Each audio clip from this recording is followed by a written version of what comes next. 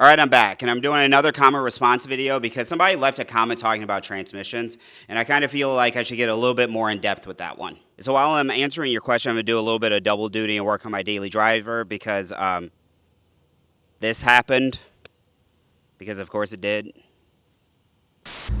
Oh, Lord.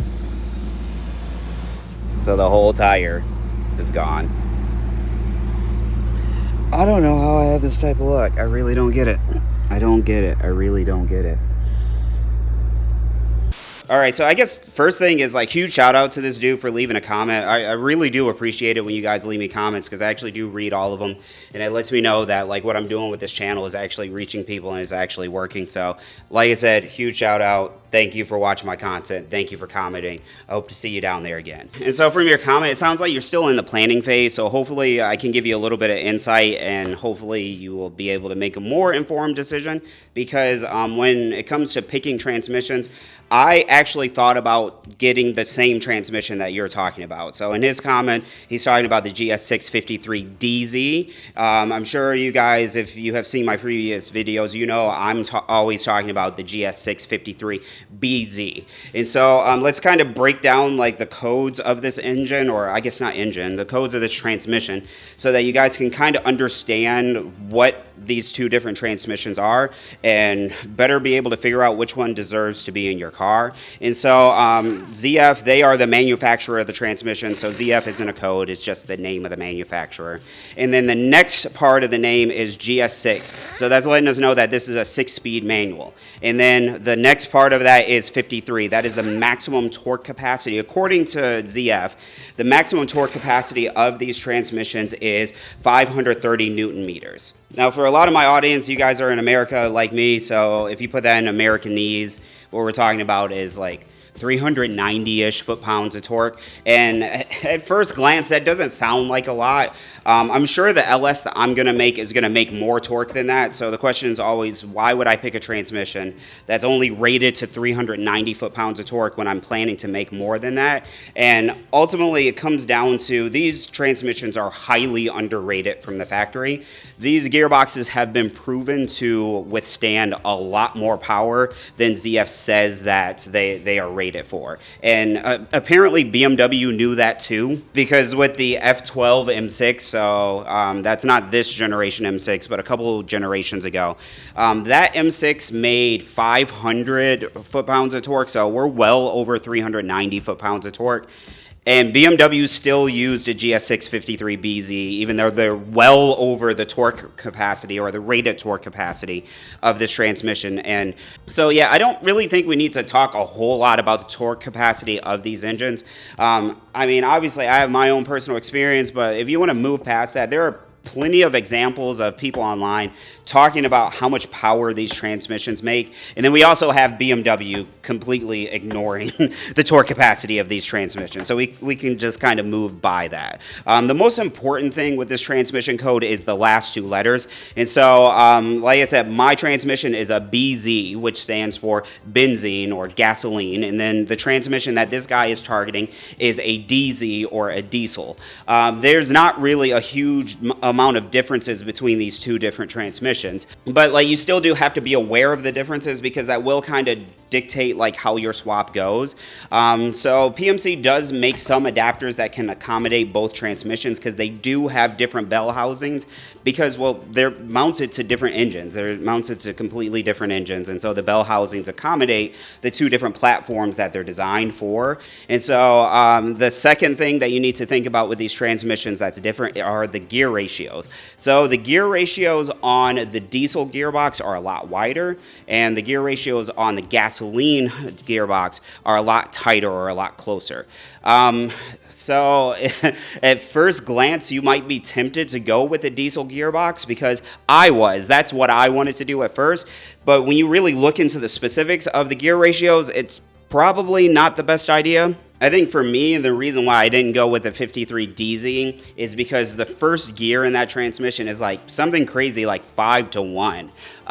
That's going to be super unusable with a gasoline engine. With how short that first gear is, yes, you may be able to get to like 35, 36 miles per hour because like I'm just doing the math in the back of my head right now. But like you may be able to go to that amount of speed, but you have to consider how short the ratio is, and like by the time you get in first gear, you're gonna be immediately getting out of first gear. It's gonna make first gear just so unusably short.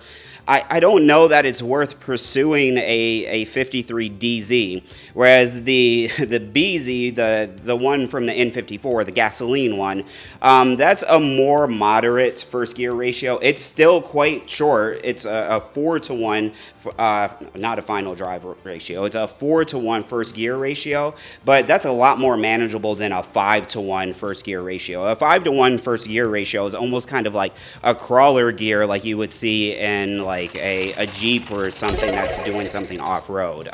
Now, if you're building some type of race car or you have some type of application where it makes sense, like I'm not here to tell you how to build your own car because nobody knows the application for your build better than you do.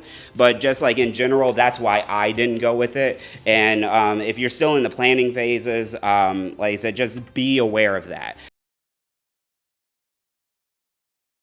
And so, yeah, that's pretty much my thoughts about the transmission that you talked about, the 420, ooh, not the 420G, oh God, I'm getting ahead of myself. And so, yeah, that's pretty much my thoughts about the GS6-53DZ that you talked about in your comments, and the GS6-53BZ that's currently on the back of my engine. And so, since I kind of gave away the plot like a couple of seconds ago, obviously I have another question and another transmission that I'm kind of wondering why you're not pursuing that, which is the Getrag 420G, because like at the end of the day, like when we're looking at the prices of the gearboxes, right, I'm sure you can probably find a GS6-53 for less than you can find a 420G, but you have to get the adapter plate. And like, don't get me wrong, I love PMC. I'm glad they're working with me on this video.